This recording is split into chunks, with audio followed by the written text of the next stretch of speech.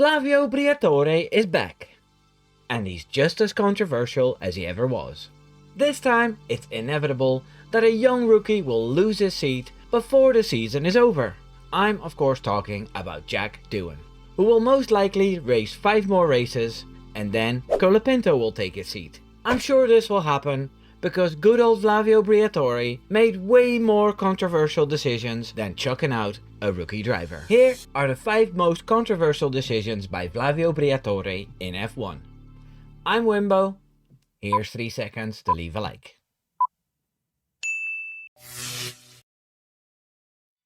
Flavio Briatore was the main man behind Benetton in the early 90s.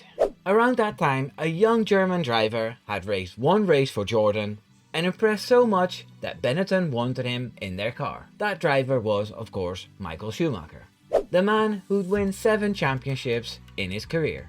Eddie Jordan, owner of the Jordan F1 team, was under the impression that he had a solid contract with Schumacher, but he was wrong. Some of the words in the contract were changed, which allowed Schumacher to join Benetton after 1 race with Jordan in 1991. Everything leading to this discussion is too much to explain in this video, but it was a mess with all the legends from the 90s in F1 involved. Tom Walkinshaw, Bernie Ecclestone, Gary Anderson, Eddie Jordan and Flavio Briatore. To steal away a young talent who had already made his debut at a team was something Briatore didn't lose sleep over. On the F1 podcast he said Eddie was shouting, "I have a contract." But there was no contract. We never took him from Jordan because he didn't have a contract with Jordan. Obviously Schumacher had a role in this too. He was driving behind a Brabham with Yamaha engines and wasn't impressed by the speed of it. Jordan had a deal for next season with Yamaha. There was also the matter of Briatore paying Schumacher rather than Schumacher having to gather the money to drive from sponsors. Benetton did have to pay off Roberto Moreno, whose seat was given to Schumacher. This angered the other Brazilians on the grid.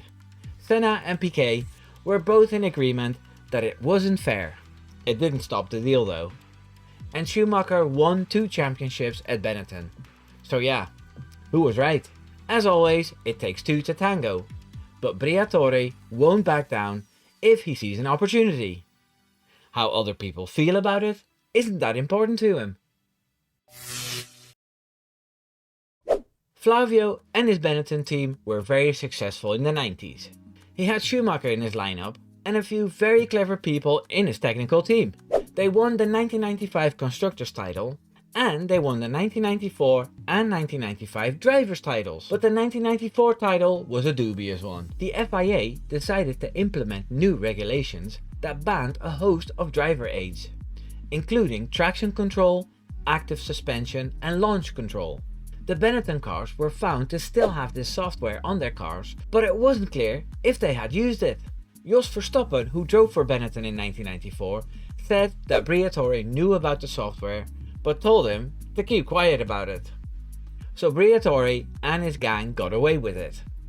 Now, I'm not saying Schumacher used this the whole season in every race. I wouldn't have put it past him to have strategically used it to gain an edge. And most likely not on the Dutchman's car, as he was never in contention for anything. Briatore was a smart, ruthless competitor with a very broad view of what was allowed and what wasn't. I like those characters. Today's team bosses are a little too woke, in my opinion. They'd rather shame someone and lose than get their hands dirty and win. So yeah, this video isn't an attack on Briatore. It's just to point out to people who may not know him so well what he's capable of. Sacking Doohan is peanuts to him. There are 3 more controversial decisions to come. The third controversy on this list is Spygate. Huh? Spygate? I thought Spygate was McLaren spying on Ferrari. You can't blame Briatore for that. Well, Briatore was the team boss of Renault since Renault returned to F1 after they bought Benetton. Briatore brought Alonso to Renault and they won the 2005 and 2006 championships with the Spaniards. A major scandal came out when it turned out that a Ferrari employee had faxed technical info to a McLaren employee. McLaren was fined 100 million for that. Max Mosley, FIA president at the time, whispered to Ron Dennis that it was 5 million because of the spying and 95 million because he's a c***. Anyway, I'm drifting off here. Information on the Ferrari car was also found at Renault. A McLaren employee who left the team to join Renault had brought it with him. Like with many situations surrounding Briatore, it isn't clear if he knew about it. However, seeing how sharp he is, he most likely knew, and I'm sure it was his idea to hire the bloke. Well, I'm not sure. I'm just a Dutch F1 YouTuber. But still. We all knew this one was coming.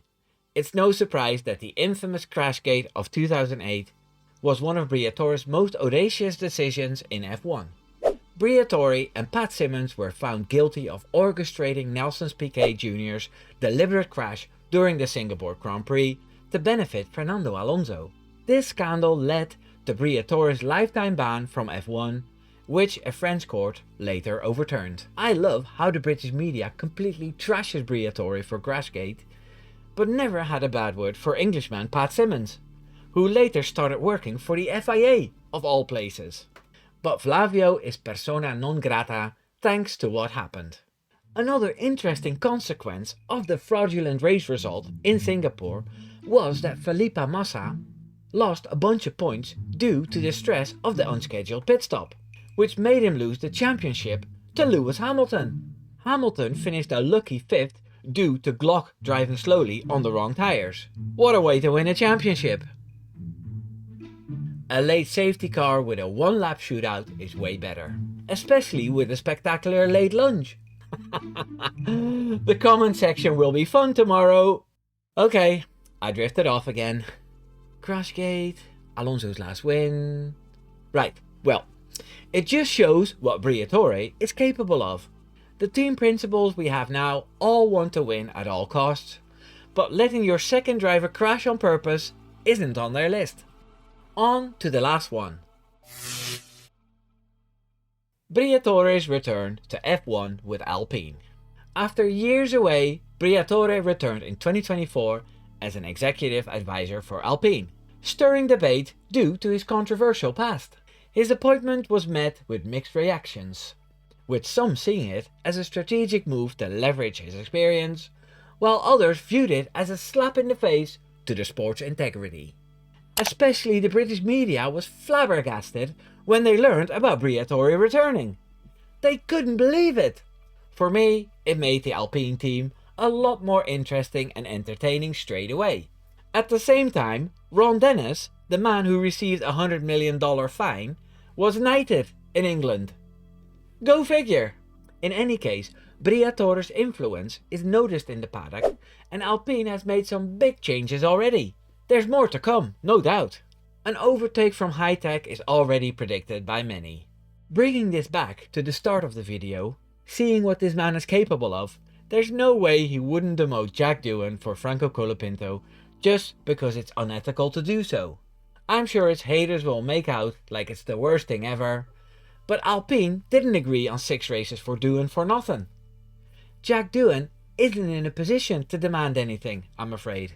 Or he'll end up like Felipe Drugovich, who won't get any further than reserve driver at Aston Martin. 6 races are better than none, and maybe he'll impress somewhat, and maybe he'll find another seat.